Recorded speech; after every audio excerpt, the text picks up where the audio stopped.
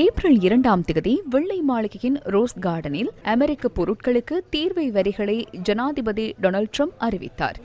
ஏனைய நாடுகளுடனான வர்த்தகத்தில் உள்ள வர்த்தக இடைவெளியை நிவர்த்தி செய்ய இந்த நடவடிக்கையை எடுத்ததாக அமெரிக்கா அப்போது தெரிவித்திருந்தது. இதற்கமைய அப்போது இலங்கை மீது 44% தீர்வை வரி விதிக்கப்பட்டது. பின்னர் இந்த வரி விகிதத்தை குறைக்க அரசாங்கம் அமெரிக்காவுடன் பேச்சுவார்த்தைகளை ஆரம்பித்தது. இந்த பின்னணியிலேயே அமெரிக்க ஜனாதிபதி நேற்று இலங்கைக்கான வரி விகிதத்தை 14% குறைத்து கடிதத்தை வெளியிட்டார். இலங்கையின் வரிகள், வரியல்லாத கொள்கைகள் மற்றும் வர்த்தக தடைகள் காரணமாக இரு நாடுகளுக்கும் இடையிலான உறவு வலுவாக இல்லை எனவும் இது இலங்கைக்கும் அமெரிக்காவுக்கும் இடையிலான நீண்டகால வர்த்தக சமநிலையின்மையை எடுத்துக்காட்டுவதாகவும் அதில் குறிப்பிடப்பட்டிருந்தது. அமெரிக்க பொருளாதார நலன்கள் மற்றும் தேசிய பாதுகாப்பை அச்சுறுத்தும் தொடர்ச்சியான வர்த்தக பற்றாக்குறைகளை நிவர்த்தி செய்ய புதிய வரிகள் அவசியம் எனவும் அமெரிக்க ஜனாதிபதியின் கடிதத்தில் குறிப்பிடப்பட்டுள்ளது. இலங்கையின் வர்த்தகங்களை அமெரிக்காவுக்குள் ஆரம்பிப்பதாக இருந்தால் அவ்வாறான வர்த்தகங்களுக்கு விரைவில் அனுமதியை வழங்குவதாகவும் ட்ரம்ப் தெரிவித்துள்ளார். இருப்பினும் ட்ரம்ப் இலங்கைக்கு எச்சரிக்கையொன்றையும் விடுத்துள்ளார். இலங்கை மீது விதிக்கப்பட்ட 30% வரிக்கு பதிலளிக்கும் விதமாக அமெரிக்கா மீதான வரிகளை இலங்கை அதிகரித்தால் மீண்டும் வரிகளை அதிகரிப்பதாகவும் அவர் கூறியுள்ளார். நீண்டகால வர்த்தக ஒத்துழைப்பை தாம் நம்பினாலும் இரு நாடுகளுக்கும் இடையிலான எதிர்கால உறவை பொறுத்து தீர்வை வரி அதிகரிக்கப்படலாம் அல்லது குறைக்கப்படலாம் எனவும் அமெரிக்க ஜனாதிபதி கூறியுள்ளார். அமெரிக்க ஜனாதிபதியின் கடிதம் தொடர்பான தகவல்களை தெளிவுபடுத்தும் ஊடக சந்திப்பொன்று இன்று அரசாங்க தகவல் திணைக்களத்தில் நடைபெற்றது. ஏனைய நாடுகளுடன் ஒப்பிடும்போது இலங்கை ஒரு பாதகமான நிலையில் ஏற்கனவே இருந்தது. நமக்கு 44% வரி விதித்த போது அமெரிக்க சந்தையில் எங்களுடன் போட்டியிடும் சில நாடுகள் மிக குறைந்த வரிகளை கொண்டிருந்தன. இந்த நேரத்தில் நாங்கள் கலந்துரையாடல்களை நடத்தினோம். தற்போதைய நிலையின்படி வெளியிடப்பட்ட பட்டியலில் Laos, Myanmar, Cambodia, Thailand, Bangladesh, Serbia, Indonesia போன்ற நாடுகளுக்கு இது 30க்கும் அதிகமாக உள்ளது. 40 தொடக்கம் 31% வரை காணப்படுகின்றது. பின்னர் எங்கள் மட்டத்தில் இருக்கும் நாடுகள் அல்ஜீரியா, பொஸ்னியா, ஈராக், லிபியா, இலங்கை, தென்னாப்பிரிக்கா என்பவற்றிற்கு 30%. அதற்கு கீழே புரூனே, ஜப்பான், கசகஸ்தான், மலேசியா, தென்கொரியா, துனிசியா என்பவற்றிற்கு 25%. ஒட்டுமொத்த நிலைமையை பார்க்கும்போது 44% இருந்து 30% குறைக்கப்பட்டுள்ளது. ஒப்பீட்டு போட்டித்தன்மையின் அடிப்படையில் நாம் சிறந்த இடத்தில் இருக்கின்றோம் என்பதை பார்க்க வேண்டும். இருப்பினும் ஜனாதிபதி டிரம்பின் கடிதத்தில் தொடர்ச்சியான கலந்துரையாடலுக்கு வாய்ப்பளிக்கப்பட்டுள்ளது. தொடர்ந்தும் நாம் போட்டித்தன்மையை அதிகரித்து மேலும் கலந்துரையாடி மேலும் சிறந்த நிலையை உருவாக்குவதற்காக செயற்படுவோம். அவர்கள் ஏற்கனவே கூறிய அனைத்து விடயங்களுக்கும் இணங்கியிருந்தால் எமக்கு இதற்கு முன்னர் இதனை முடிவுக்கு கொண்டு வந்திருக்கலாம். எனினும் இதில் அவ்வாறு செயற்பட முடியாது. எமது நாட்டிற்கு நன்மை கிடைக்கும் முறைமை தொடர்பில் நாம் நன்கு ஆராய்ந்தோம். அதன்படியே அடுத்த கட்ட செயற்பாடுகளை முன்னெடுப்போம்.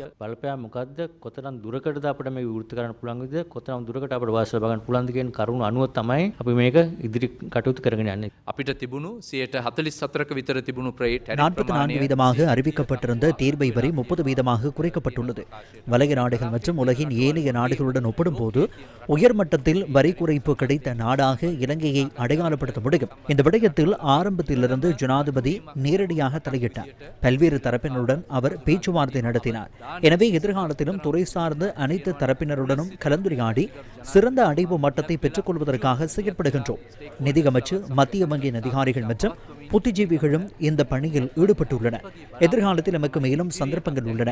ஆகஸ்ட் 1ஆம் தேதி வரை சந்தர்ப்பம் இருப்பதாக அமெரிக்க ஜனாதிபதி ட்ரம்ப் அவரின் கடிதத்தில் குறிப்பிட்டுள்ளார். අගෝස්තු මස පළවෙනිදා දක්වා කාල සීමාවක් තියෙන බව ට්‍රම්ප් ජනාධිපතිතුමාගේ ලිපිය සඳහන් කරලා තියෙනවා. அமெரிக்க தீர்வை வரி சர்வதேசத்தில் தற்பொழுது பேசு பொருளாக மாறியிருக்கக்கூடிய ஒரு விடயமாக காணப்படுகின்றது. அமெரிக்காவின் பரஸ்பர தீர்வை வரி விதிப்பு தொடர்பில் இலங்கை உள்ளிட்ட 21 நாடுகளுக்கு தற்போது கடிதங்கள் அனுப்பி வைக்கப்பட்டிருக்கின்றன. இதன் அடிப்படையில் மியான்மர் மற்றும் லாவோஸுக்கு 40% தீர்வை வரியையும், கம்போடியாவுக்கு விதிக்கப்பட்டிருந்த 49% தீர்வை வரியை 36% தீர்வை வரியாக குறைத்தும் அமெரிக்கா இம்முறை தீர்மானம் மேற்கொண்டிருக்கின்றது. பங்களாதேஷுக்கு கடந்த ஏப்ரல் மாதம் 2ஆம் தேதி விதிக்கப்பட்டிருந்த தீர்வை வரியானது 2% குறைக்கப்பட்டு தற்போது 35% அறிவிக்கப்பட்டிருக்கின்றது. தாய்லாந்தை பொறுத்தமட்டில் அந்நாட்டுக்கு விதிக்கப்பட்டிருந்த தீர்வை வரியில் எவ்வித மாற்றங்களும் மேற்கொள்ளப்படவில்லை என்பதுடன் அந்த நாட்டின் மீதான 36% தீர்வை வரி விதிப்பை அவ்வாறே பேணுவதற்கு அமெரிக்க நிர்வாகம் தீர்மானித்திருக்கின்றது. இந்தோனேஷியாவுக்கு விதிக்கப்பட்டிருந்த 32% தீர்வை வரியிலும் எவ்வித மாற்றங்களும் மேற்கொள்ளப்படவில்லை. ஜப்பானுக்கு கடந்த ஏப்ரல் மாதம் 2ஆம் தேதி விதிக்கப்பட்ட 24% தீர்வை வரியானது இம்முறை மேலும் 1% அதிகரிக்கப்பட்டிருக்கின்றது. இதற்கமைய ஜப்பானுக்கு 25% தீர்வை வரி விதிக்கப்பட்டிருக்கின்றது. மலேசியா மீதான தீர்வை வரி விதிப்பும் அவ்வாறே அதிகரிக்கப்பட்டிருக்கின்றது. அமெரிக்காவின் புதிய தீர்வை வரி விதிப்பினால் ஆடை தொழில்துறைக்கு பாரிய பாதிப்பு ஏற்படலாம் என எதிர்பார்க்கப்படுகின்றது. அமெரிக்காவுக்கு ஆடை ஏற்றுமதி செய்யும் பிரதான நாடுகளில் சீனாவுக்கு 51% தீர்வை வரி விதிக்கப்பட்டுள்ளமையை இங்கு நாம் உதாரணமாக குறிப்பிட்டுக் கொள்ளலாம். வியட்நாமை எடுத்துக்கொண்டால் 20% குறைந்த தீர்வை வரி விதிப்பை மேற்கொள்ள அமெரிக்க ஜனாதிபதி தற்போது இணக்கம் தெரிவித்திருக்கின்றார். எவ்வாறாயினும் இதற்காக அமெரிக்க பொருட்களுக்கு எவ்வித வரியையும் அறவிடாமல் தமது சந்தையில் அமெரிக்காவுக்கான முழுமையான சுதந்திரத்தை வழங்குவதற்கு வியட்நாம் இணக்கம் தெரிவித்திருக்கின்றது. அமெரிக்காவுக்கான ஆடை ஏற்றுமதியில் 3வது நாடாக காணப்படும் பங்களாதேஷ் மீது 35% தீர்வை வரி அமுல்படுத்தப்பட்டிருக்கின்றது.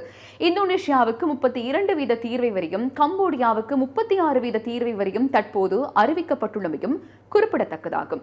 இந்தியா மற்றும் பாகிஸ்தான் மீதான தீர்வை வரி விதிப்பு தொடர்பில் இதுவரை அறிவிக்கப்படவில்லை. So of the composition of goods that we export to the US now, தற்போது அமெரிக்காவுக்கு ஏற்றுமதி செய்யும் பொருட்களினால் 3 அல்லது 3.5 பில்லியன் வருமானம் கிடைக்கிறது.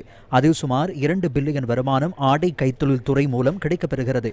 அதனால் ஆடை கைத்தொழில் துறையில் எமக்கு இந்தியா, பங்களாதேஷ், வியட்நாம், கம்போடியா போன்ற நாடுகளுடன் போட்டி நிலவுகிறது.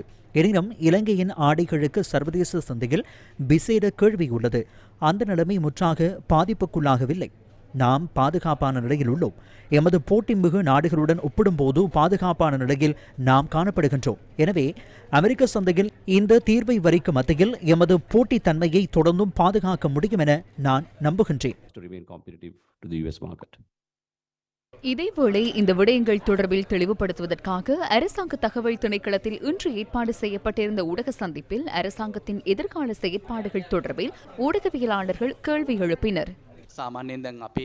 சாதாரணமாக தற்பொழுது அமெரிக்கா விதித்துள்ள தீர்வை வரியுடன் ஒப்பிடும்போது எமக்கு 88% வரி விதிக்கப்படுகிறது. இது குறைக்கப்பட்டுள்ளதா அல்லது அது தொடர்பில் தொடர்ந்தும் கலந்துரையாடப்படுகிறதா? தயவு செய்து 88% என்று கூறுவது தவறானதாகும். அது தவறான இலக்கம். அது வர்த்தக பற்றாக்குறையின் அடிப்படையில் உருவாக்கப்பட்ட ஒன்றே தவிர அது வரி வீதம் அல்ல. எனவே அதனை திருத்திக் கொள்ள வேண்டும். நாம் அமெரிக்காவில் இருந்து இறக்குமதி செய்யும் பொருட்களும் உள்ளன. ஏனைய நாடுகளுக்கும் இந்த நிலைமை காணப்படுகின்றது. இலங்கை எதிர்காலத்தில் வரியை அதிகரித்தால் 30% விட தீர்வை வரி அதிகரிக்கப்படும் என ட்ரம்பின் கடிதத்தில் குறிப்பிடப்பட்டுள்ளது. அது தொடர்பில் உங்களின் நிலைப்பாடு என்ன? அனைத்து நாடுகளுக்கும் அனுப்பப்பட்டுள்ள கடிதங்களில் இந்த விடயம் குறிப்பிடப்பட்டுள்ளது. எனினும் அவ்வாறான எதிர்பார்ப்பு எமக்கு இல்லை. தற்பொழுது காணப்படும் வரிக்கு 30% சேர்த்துக் கொள்ளப்படுமா? இல்லாவிட்டால் 30% மாத்திரமே தீர்வை வரி அறவிடப்படுமா? தற்போது காணப்படும் வரிக்கு 30% சேர்த்துக் கொள்ளப்படும். எமது நாட்டுக்கு மாத்திரமல்ல, அனைத்து நாடுகளுக்கும் அவ்வாறுதான். ලංකාවට විතරක් තියෙන තත්ත්වයක් නෙමෙයි මේක. අපි ග්ලෝබලි இது இலங்கைக்கு மாத்திரம் காணப்படும் நிலைமை அல்ல. இதனை வலய நாடுகளுடன் உலக நாடுகளுடன் ஒப்பிட்டு பார்க்க வேண்டும். இலங்கையிலிருந்து, இந்தியாவிலிருந்து, பங்களாதேஷிலிருந்து, வியட்நாமிலிருந்து ஏற்றுமதி செய்யப்படும் பொருட்களுக்கு இந்த வரி சேர்க்கப்படும். அந்த வரி சேர்த்துக் கொள்ளப்பட்டதன் பின்னர் உலக சந்தையில் இலங்கை பொருட்களுக்கு காணப்படும் போட்டித்தன்மை தொடர்ந்தும் முன்னோக்கி கொண்டு செல்வதே எமது எதிர்பார்ப்பு. எனவே ஒட்டுமொத்தமாக வலய நாடுகளுடன் மற்றும் ஏனைய நாடுகளுடன் ஒப்பிட்டு பார்க்கும்போது எமக்கு விதிக்கப்பட்டுள்ள தீர்வை வரி ஒரு சிறந்த மட்டத்தில் உள்ளது. எனினும் இது தொடர்பிலான பேச்சுவார்த்தைகளை தொடர்ந்தும் முன்னெடுக்க நாம் எதிர்பார்த்துள்ளோம்.